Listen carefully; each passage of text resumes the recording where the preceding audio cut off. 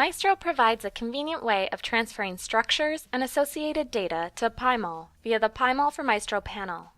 To open the PyMol for Maestro panel, go to the Maestro menu and select PyMol, or in Suite 2012, go to the Tools menu and select View in PyMol.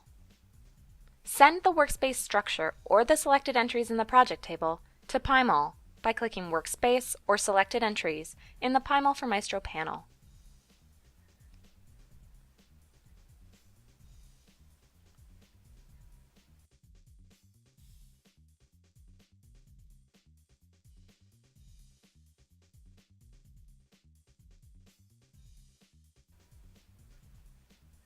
Use the PyMol for Maestro panel to ray trace the current image, and then to save the ray traced image.